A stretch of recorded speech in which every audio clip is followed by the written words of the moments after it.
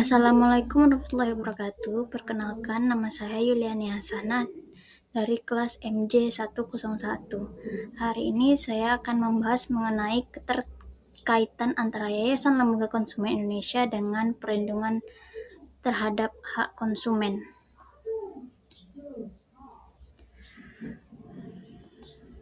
Pertama, kita akan membahas terlebih dahulu mengenai sejarah singkat dari Yayasan Lembaga Konsumen Indonesia. Yayasan Lembaga Konsumen Indonesia atau YLKI didirikan pada 11 Mei 1973 oleh para tokoh perempuan pejuang seperti Ibu Lasmija Hardi sebagai respon terhadap maraknya produk impor dan kurangnya kesadaran konsumen yang semula justru bertujuan mempromosikan hasil produksi Indonesia. Ajang promosi yang diberikan nama Pekan Swakarya ini menimbulkan ide bagi mereka untuk mendirikan wadah bagi gerakan perlindungan konsumen di Indonesia. Secara historis, pada awalnya yayasan ini berkaitan dengan rasa mawas diri terhadap promosi untuk memperlancar barang-barang dalam negeri. Adanya keinginan dan desakan masyarakat untuk melindungi dirinya dari barang yang rendah mutunya telah memacu untuk memikirkan secara sungguh-sungguh usaha untuk melindungi konsumen ini, dan mulailah gerakan untuk merealisasikan cita-cita itu. Apa saja sih tugas-tugas dari YLKI? Tugas YLKI dalam melindungi konsumen di dalam pasal 44 angka 3 UU PK Tugas Lembaga Perlindungan Konsumen Swadaya Masyarakat adalah yang pertama, menyebarkan informasi dalam rangka meningkatkan kesadaran atas hak dan kewajiban serta kehati-hatian konsumen dalam mengkonsumsi barang atau jasa. Yang kedua, memberi nasihat kepada konsumen yang memerlukan.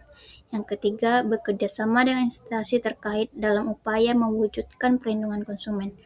Yang keempat, membantu konsumen dalam memperjuangkan haknya, termasuk menerima keluhan atau pengaduan konsumen. Dan yang kelima, melakukan pengawasan bersama pemerintah dan masyarakat terhadap pelaksanaan perlindungan konsumen. Ada juga visi dan misi dari terbentuknya YLKI. Seperti lembaga yang lainnya, YLKI juga memiliki visi dan misi yang ingin dicapai. Visi dari YLKI yaitu masyarakat yang adil dan konsumen berani memperjuangkan hak-haknya secara individual dan kelompok.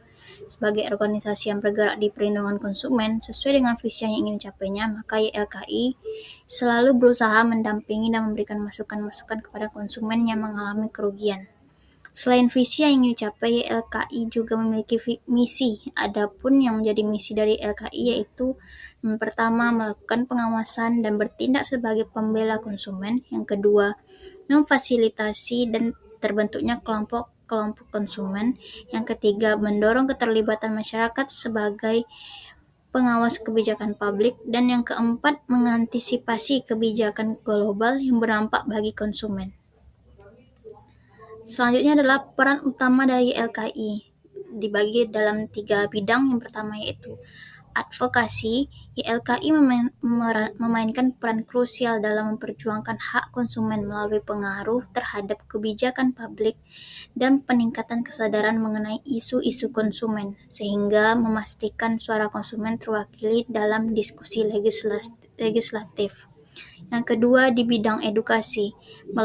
Melalui lokakarya dan publikasi, YLKI mempromosikan pendidikan konsumen, memberdayakan individu dengan pengetahuan tentang hak dan kewajiban mereka sehingga membantu membuat pilihan yang tepat di pasar.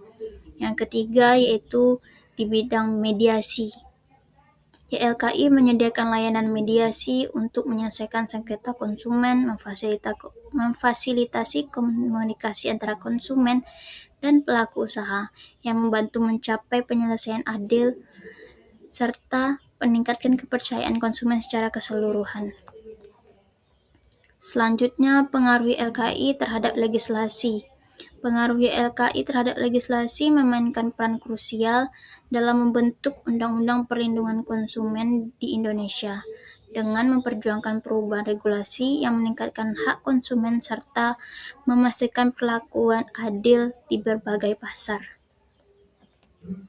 Selanjutnya, kontribusi nyata yang dilakukan YLKI terhadap perlindungan konsumen yaitu YLKI sukses mempengaruhi kebijakan pro konsumen seperti pengawasan e-commerce dan privatisasi pelayanan publik, serta memenangkan kasus class action pertama pada 1997 terhadap PLN. Baru-baru ini mereka menyoroti penipuan wedding organizer pada tahun 2025 yang mendorong posko pengaduan dan amandemen Undang-Undang Perlindungan Konsumen untuk perlindungan jasa yang lebih kuat. Prestasi ini termasuk penghargaan dari Kementerian Perdagangan pada 2006 sebagai pemprakarsa perlindungan konsumen. Selanjutnya, dampak apa sih yang dari adanya YLKI terhadap perlindungan konsumen? Keberadaan YLKI sejak 1973 telah beri dampak besar bagi perlindungan konsumen di Indonesia dengan mendorong kesadaran, kebijakan adil, dan penyelesaian langsung ribuan kasus. Tanpa YLKI, konsumen sering kalah posisi lawan pelaku usaha besar.